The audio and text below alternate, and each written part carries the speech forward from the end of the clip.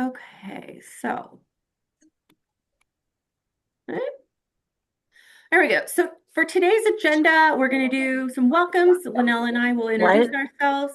We'll go through Yeah, but introductions. not right this second. We'll go over what the program is all about and some sample schedules, kind of what you can expect.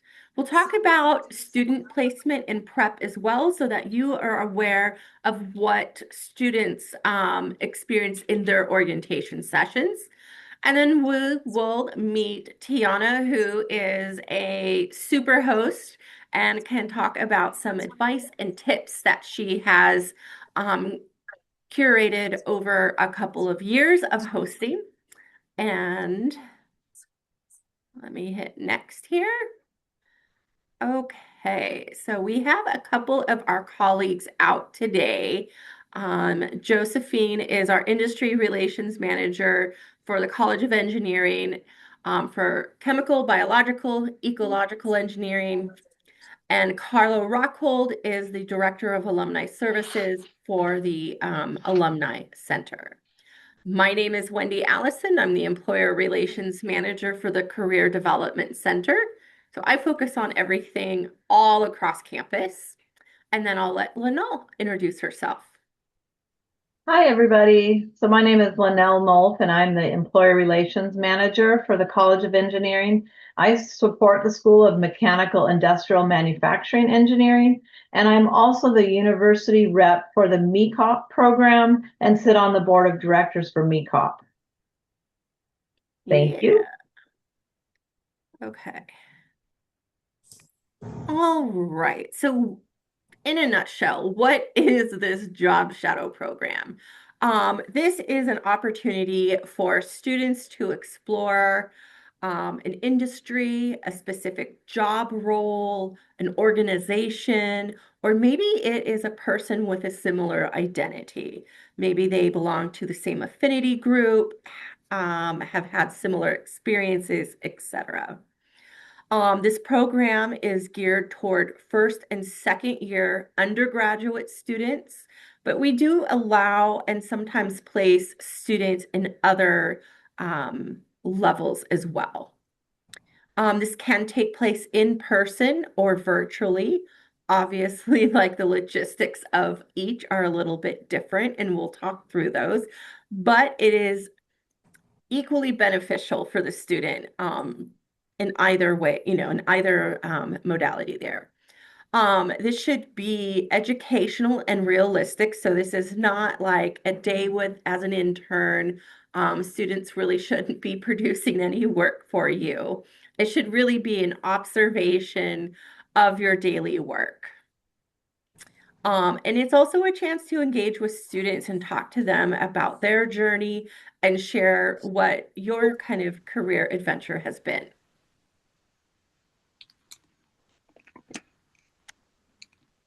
My next button is a little sticky. Okay, so here is our program timeline. Linnell and I started back in December, and we are here now on May 28th. So we are just sitting at the end of our orientation sessions. And then the next step really will be for all of the job shadows to start taking place.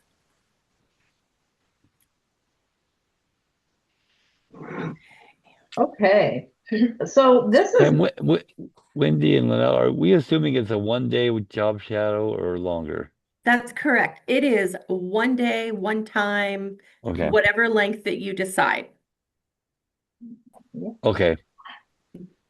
so so hi there. So I'm going to give a couple examples of schedules. These are just examples to give you ideas, but here is a sample schedule for the full day job shadow.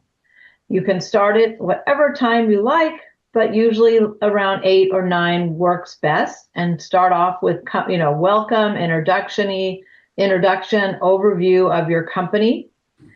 You can then do a meet and greet with if there's any Oregon State alums or current interns or supervisors. It's always great if there's any alums, or they can just meet the supervisors and other coworkers. If you can, give them an office tour, or if you're at a manufacturing facility, if you could give them a plant tour, that would be great. And then talk to them about any insights into roles of professionals at your company. If possible, do a lunch with them and invite some alumni or current interns. Give the student a break, possibly an employee panel discussion. And they shadow the host, talk to them about the recruitment process, maybe give them some resume coaching or do an informational interview with them, and then open it up to question and answers, and then the student departs.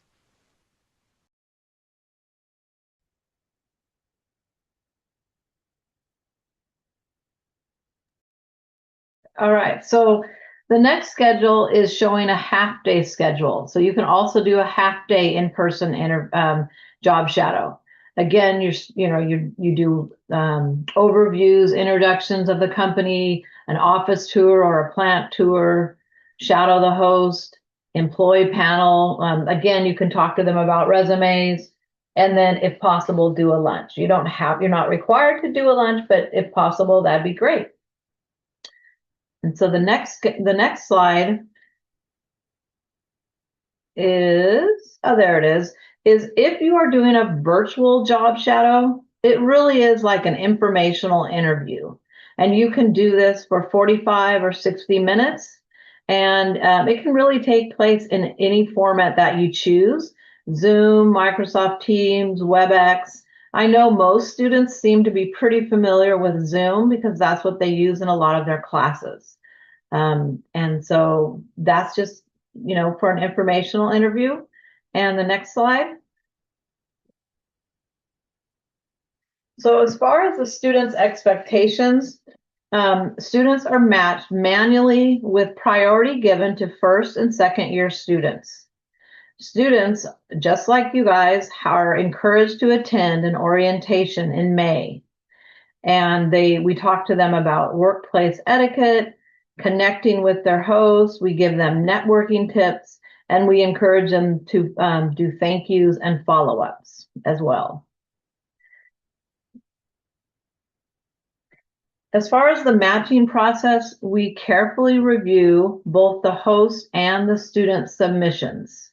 Students have 3 choices, and we try to match that with the students based on area of study, top 3 choices, year in school, and then the notifications. First, we notify the host, and then we notify the students. And we can't give the students all their top choice, but we try to. Now I'm going to turn it over to our wonderful rep from Genentech.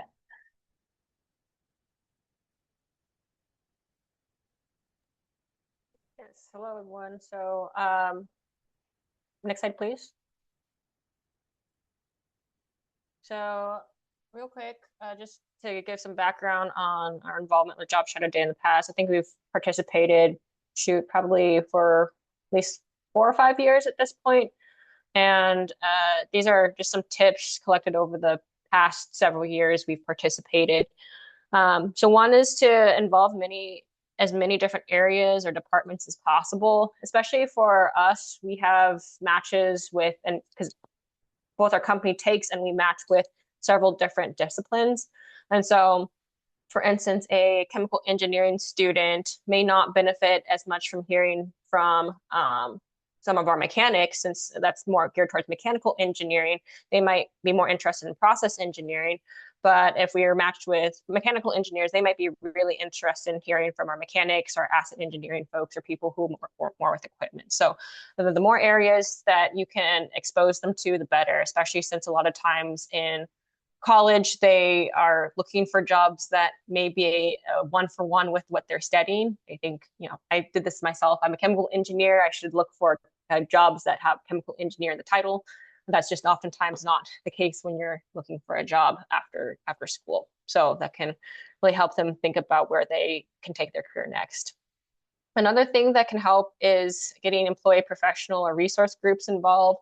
So I'm involved with our Next Gen Professional Development Group at Genentech, and that's just a really great pool of resources, both monetarily and also just time-wise to help with panels or giving tours or providing lunch. So that can be a way if you're feeling like your bandwidth's a little bit strapped to get in some extra help.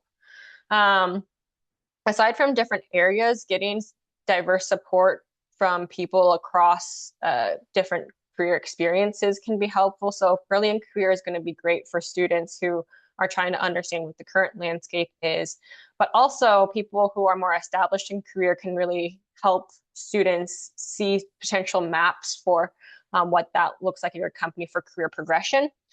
OSU alums, we have a lot at our company, so that's always really cool to have students be able to ask questions about OSU specific things for, hey, like what classes helped you or set you up for success for your job. But out of state is valuable too. It can provide a fresh perspective to students and showing them how different skills may or may not show up in their next step. We also involve our technicians and engineers. And as part of this panel, again, it's just really to try and cast as wide a net as possible to show students what's out there. When you create a schedule, what I've learned is to create buffer time. A lot of times students are traveling from a lot of different areas, so especially when they're first getting there, they might not arrive right on time. But with the people that you're working with, your fellow colleagues or employees who might be involved, their schedule might be a little bit more strict, with meetings that they need to attend and stuff. So if you just be respectful of everyone's time, it can be really helpful to have buffer time in there for students who might be arriving a little bit late, traveling in from out of the area, and then walking in between buildings as students are getting familiar with the layout. If there's security, make sure they're registered, and booking into rooms or spaces can be helpful as well for the panels or just for storage and backpacks. Next slide, please. So as far as the students go, I know that it was already talked about the different formats that are offered. If students can't attend in person, a lot of times the virtual option is also super beneficial for students.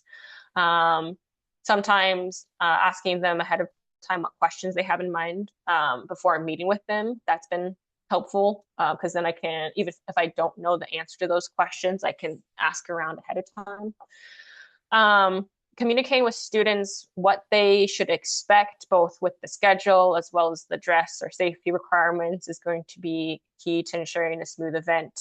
Giving a map for the lobby and check-in is really important if you have a large campus.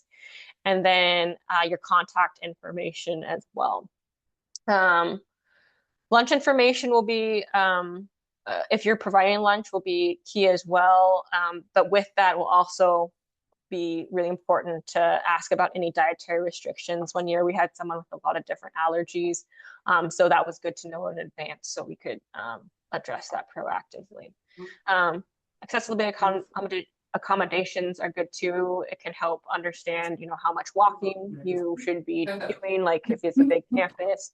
And again, with the contact information, not just on your side, but on their side, it's good to know. So these students, a lot of times are reaching out with their OregonState.edu emails, but Job Shadow Day happens in the summer. So when summer hits and you're starting to communicate with them, a lot of students don't actually check their school emails anymore. So making sure to ask them their contact information that they will be checking during the summer, like their phone number or their personal email, is going to help make communication smoother too. Next slide, please. This is just an example schedule. I know that there are already example schedules earlier in this slide, but as some examples, you can see here that we give tours in various areas. We give QC and manufacturing. Sometimes we've done it in our utilities area or warehouse too, just to really show our end-to-end process.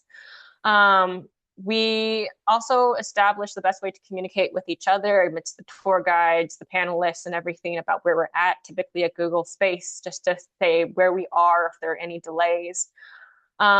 If students are wanting to stay in touch, it's good to know what your response is ahead of time, LinkedIn, email, not comfortable. And then as you're moving in between the buildings or, just between the different portions of your schedule, it's been actually really helpful to get to know students in those little passing times. That's oftentimes when students are most like relaxed and open to chatting about their lives and their passions and their interests. So take advantage of that buffer time or passing time too. Um, as mentioned earlier, that a lot of times students are very thankful for this opportunity. We've experienced that, like students are extremely gracious and give a lot of thank yous to the people involved because this is really one of the most tangible ways that they can get experience early on as to what to expect in industry, especially since this program has a lot of first and second years. It's before they have an industry internship.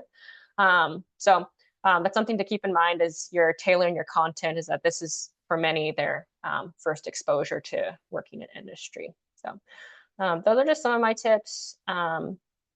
Wish you the best of luck. We've hired some of the people who've been through Job Shadow Day as interns at this point. I think we've hired like 3, maybe 4 interns who have come through, and our first touch point was through Job Shadow Day, and they need to then reach back out, know a little bit about our site and what kinds of questions to ask when it came time for the Engineering Connections Fair event or Careers in Biotech event or other recruitment activities. So that's really all I had. It's a great program both for us and for the students. So good luck. All right, so that brings us to the end of our content for you. I have a little kind of list here of questions that have come up through the student orientation sessions. We did 3 of them last week, and a lot of these are things that Tiana touched on. But I just want to let you all know that these are some of the top of mind questions that students have. First and foremost, they're super nervous, so go with grace.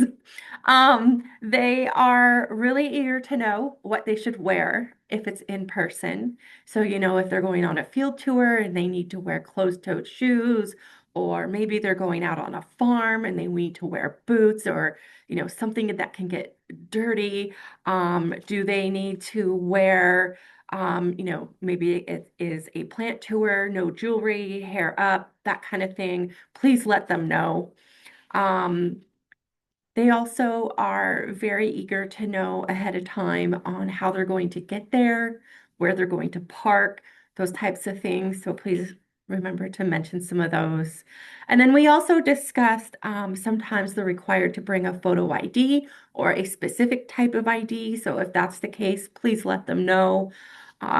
We've also touched on NDAs. So sometimes we have had students that have been asked to sign those, so they are aware that some locations may require that.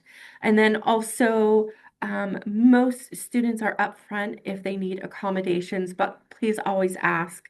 Thank you, Tiana, for touching on that one. We sometimes have students that don't mention it and then show up and the host has to pivot a little bit. So those are all of the pieces that we have prepared for you. I know that was very quick, but Linnell and I and Tiana are here to answer any questions that you might have. So feel free. I'm going to stop sharing and we can. And Wendy, I see a few questions in the chat. Yeah, okay. So yes, Coral, I am sorry if we mentioned anything that we missed. Please let us know. If you have multiple students, is it recommended to host each one separately, or is it acceptable to host multiple at a time? Steve, this is completely up to you and how much time you have and want to dedicate to this. So sometimes I have seen hosts do them individually, but I have also seen them maybe grouped by major, or sometimes, if you have 4 students, all of them can come on one day. Usually what I say is that if you are going to be hosting more than 1 student at a time, just let them know ahead of time so that they can expect to be there with some fellow students. Okay, thank you. Great. Andrea, will students have a student ID or name tag or anything? No, although you are always welcome to ask them to just show their student ID just to make sure that they are who they say they are, but we don't require them to bring anything with them. Before I go on to the next, I see that Ryan has his hand raised. Go ahead, Ryan. Yeah, I just had a question on the virtual versus in person. Is that also when we're communicating with students, we determine what that is? And when should we expect students to reach out to us? Sure. So students have been notified that they need to connect with you by June 5th. That is kind of their cutoff date. And usually I give them just, to the following Monday. If you haven't heard from them by then, please do let Linnell or I know, and we can always connect with that student from our end as well. And that also goes for students too. Sometimes they haven't been hearing back from their hosts. So we go both ways there. And then as far as whether it's in person or virtual, a lot of you as hosts during the registration had the option to select which one you preferred. Many of you selected either because sometimes you don't know what types of students you will be matched with. So, some students may be participating from a distance and part of our distance learning campus. So maybe they're in another state and they may say, can we do this virtual? So if you are open to hosting either virtual or in person, feel free to give them that option. However, many of you have also stated that you want this to be in person or you are only doing virtual, and that is fine. Whatever you are comfortable with and stated in your registration, that's the way to go. Thank you. Uh-huh. All right. So Coral asks, are there any FAQs for virtual internships that we can prepare for? Coral, I think you mean the virtual informational interviews. And yes, I can send you some FAQs. Perfect. Yes, I can put those together. Really, the informational interview is going to be a conversation more so. We prepare, in our orientation session with students, we talk to them about getting some ideas for questions that they can ask you that might be about your career journey, about what you enjoy about your place of employment, what you enjoy about your job. Maybe it might be about the industry that you're in or the labor market or, things of that sort. So really an informational interview is going to be a conversation about your experiences, what you do, what the student is interested in, and then staying connected. And that's really a good way to do it. But I will send some things out. I'll send a couple links in the follow-up email. Andrea says, this was likely in the email, and I do not remember. Are students covered under any kind of insurance through the school? Since this is not a work experience or part of an internship, I do not believe that they are.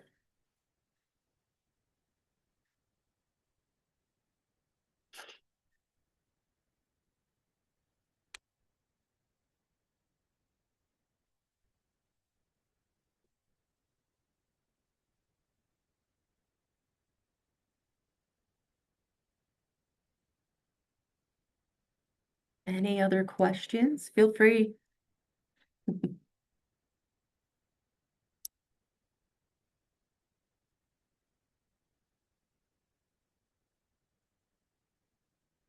Everybody's ready.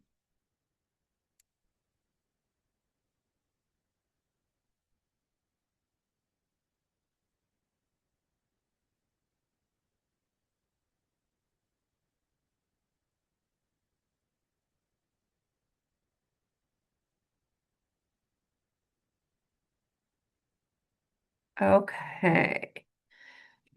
Well, I will end this early if there's no more questions. Um, Oh, wait, we have one more question. William asks, any closure planned after the job shadow? William, I'm not sure I understand that question specifically. Are you talking about kind of how to wrap up the end of the job shadow? Or feel free No, to. it's talking about, are we going to get back together and review lessons learned or anything, or just finish it with the job shadow? Yeah, so what I will do at the end of the job shadow, usually towards mid-August, is I will send out an email to everybody here with a survey. And that survey really helps shape how we proceed with the program for the following year. So we look through that and see what went well, what's any challenges might have been. Sometimes I get emails directly through the summer telling me that, this didn't go well or my student didn't show up. Okay, I am very sorry if that happens. But we also get lots of emails of this was a really great experience. Here's some photos of us, those types of things. So I usually wrap things up individually. We won't be meeting as a group. Andrea says, do they have any kind of paperwork or anything we need to sign for them? No, since this is an exploratory program, there is no paperwork related to it. I love hearing from you after it takes place, that it took place and that it, how it went. But you're not required to report to me on, the details. This is really just an exploration. It's not an internship. It doesn't count towards their academic record in any way. So this is just the very tiptoe beginning of their career exploration. Yeah, so We, any more questions? I was just going to add to that, Wendy, that we always encourage students to put the job shadow on their resume. Just FYI. Yes. Thank you, Coral. So glad you're here. Awesome. Everybody's ready. I do want to mention that our marketing team has reached out to me. We have our internal marketing team, and we're really branching out on photographing some of the activities that our students do as part of their time at OSU. So I may be reaching out to a couple of you to find out whether or not you would be open to possibly having one of our photographers pop in during your job shadow time. Um, so if you are open to this, let me know. Obviously, an in-person would be the best option. We're not going to take pictures of a virtual setting, but if this is not something you're interested in, please, let me know, but I will reach out individually for that.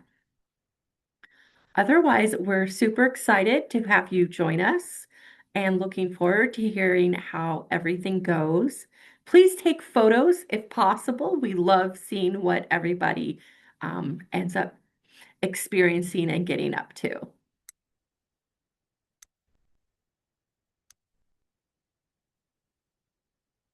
Coral, no, you don't have to provide anything.